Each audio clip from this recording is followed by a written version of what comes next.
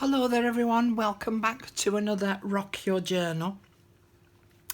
I just want to go through a couple of things before we actually start on today's prompt. Now, I purchased this off Amazon. It's a Wreck This Journal.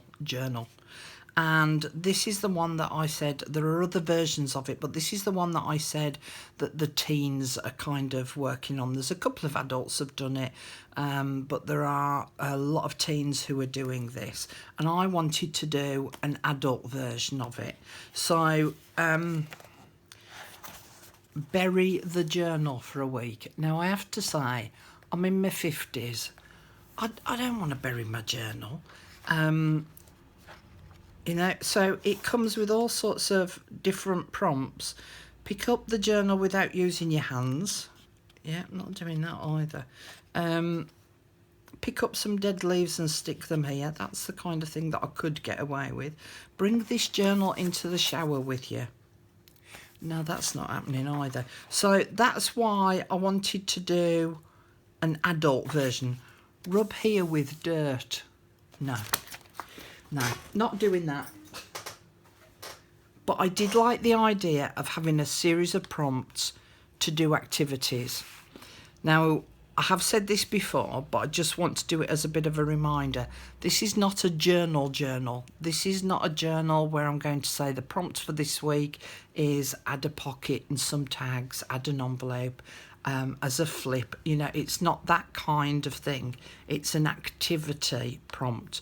So there will be all sorts of different activities about colouring in, sticking in, gluing, stamping, you know, all of that sort of stuff. But you'll see as the days go on about what I actually mean.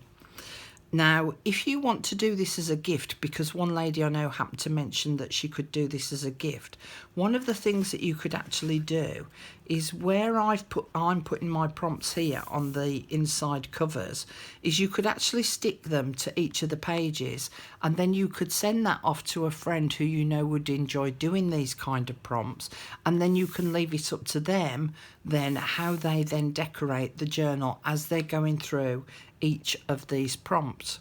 So that was an idea for you. The other thing is, in the video from yesterday, and there was a little bit of a live chat with yesterday's video as well. It was only short and sweet, but no one mentioned the fact that apparently I can't spell. So I put number instead of number. Number your pages, poor Antonly. Oh God, there's no hope for me, you know, there's no hope. I'm getting too old.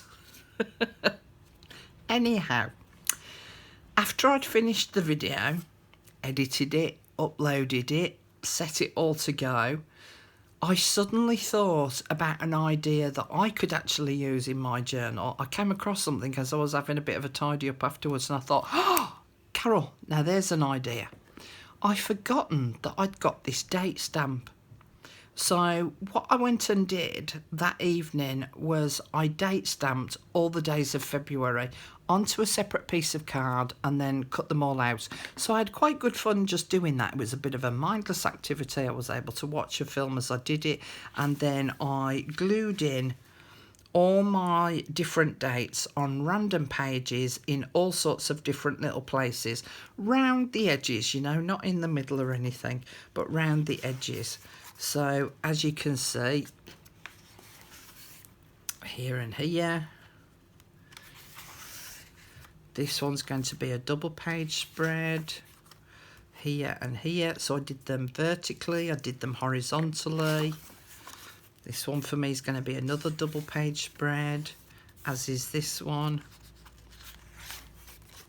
This one down here I quite liked because it sort of made like a little mini cluster, because I'd got the leaves on, the fabric tab, and then I added the date as well with it. So it almost looks like a little cluster on the page, which I quite liked as well. And then there was another page further on. Let me just see. There we go. Here I'd got two separate leaves that I cut out and stuck on so that they overlapped at the stem, and I didn't quite like the way it overlaps, so I put the date on over the top. so it kind of hid the fact that they overlapped there. But yeah, so I went through and did date stamps. Now the other thing is, on the Facebook group, lots of people have been adding photographs of what they've done so far, and it's been amazing how they've all used their imagination and all come up with something completely different, which has been quite fun. One lady started using some stickers that she'd got, and she'd run out of numbers, and so she cut the number 8 in half to make it a 3, and all sorts of different stuff like that. So there was some real imagination being used, which is what I like, which is what I'm trying to get you guys to do, really, is to use your own imagination a little bit. So there's been some really good feedback so far on the Facebook group with this project. Now, coming to today's video, I have a little bit of a problem because I've date stamped mine. It means that this particular page is the 1st of February, which was yesterday. So yesterday's prompt was number, still can't believe I did that, number your pages but randomly. So I haven't got anything to put on this page. Or have I? Let's get on with today's prompt and you'll see what I'm thinking of for this page. So today's date is the 2nd of February. So this is the page that I'm going to be working today's prompt on. So let's get down to it. So today's prompt is a real simple one. Stamp your page. Okay, what image does that conjure up for you? What idea does that conjure up?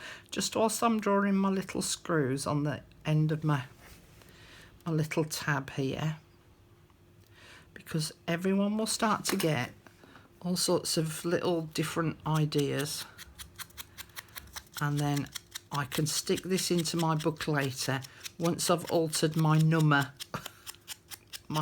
prompt. It's going to be a new word in my vocabulary, I think. Number. So I shall stick that into my book a little bit later on. Stamp your page. I'm going to put that off to the side. Now, most people will have automatically gone to your stamps. So I've just pulled out my Tim Holtz ones. I've got different little A5 wallets with each one is segmented and named differently. So one's got Christmas stamps in, one's got birds and bees in and butterflies, that sort of thing. This is some of my Tim Holtz ones. So I've got a selection of stamps. Okay. Now, I got to thinking, well, okay, if I'm going to stamp on the page, I've got to be really careful about the ink that I use, because I don't want it seeping through the paper and showing up on the other side, because then it might affect the prompt for that page on the other side. So what I'm thinking of doing is doing some light stamping on the actual page itself, and then stamping images like this, maybe the butterflies, but stamping them onto vellum, cutting them out, and then arranging them on top of the stamping that's underneath, if that makes sense. So that's one way of doing it. Of course, if you've got lots and lots of different little stamps, and maybe stamps that you haven't used for a long time, maybe you could just fill all of that page with all of those little stamps. So then it's almost like you've got a little catalogue of the stamps that you own. Maybe you could even write underneath them the name of the stamps, where it's come from, whose design it was, that sort of thing. So you could do it as a little catalogue of the stamps that you own, rather than making it into a decorative page. Now, there are going to be people amongst you who haven't got any stamps. So then it's about you using your imagination much further. So you're going to have to push yourself a little bit harder. So you can then come up with ideas like the numbering stamps. date stamps. Then there's also the likes of bubble wrap. So you could paint on bubble wrap. You could use your distress inks or any other ink pads that you've got onto the bubble wrap and then print that onto the page. So that's a form of stamping. You could use whatever utensils you may have. So you could use like a fork, stamp that into the ink and then stamp that onto the page, and you'll get all sorts of different patterns on the page. So have a look about what you've got around the house, as well as sort of looking in the kitchen, because that's where we'll have most of these sort of unusual shapes and things. The other thing that you could use is maybe a selection of cotton buds, and if you get an elastic band and wrap the elastic band around them to group them together, so you could do several different sort of sets, some with 3 in, some with 7, and you'll get different effects each time, and then you can stamp that into your ink pad and then stamp that onto the page. You could get a baby wipe, stamp that into your ink so that it picks up some ink, scrunch it up and then dab that over your page. So it's now about you using your imagination. Now the other sets of stamps is obviously postage stamps. So I have a supplier who every time he sends me a parcel, he actually attaches some amazing stamps. So there's a selection of a couple of them, and I mean some of them are absolutely beautiful. There are ones that I've purchased. I've got all sorts in here, you know. So what I'm thinking of is I'll do stamping, as in with my Tim Holt stamps, on the 2nd of February, and on the 1st of February, instead of having a blank page, I'll do a page of these sorts of stamps. Of course, then you could go a step further, get some images, get your fancy scissors out and make your own pictorial stamps, because there's been plenty of videos on YouTube about making your own stamps, so you could actually do that as well. And don't forget to have a look at Pinterest, because there's lots and lots of different ideas on Pinterest, so you might find something on there. So I'm sort of thinking 1st of February I shall include these, 2nd of February I'll do stamping on.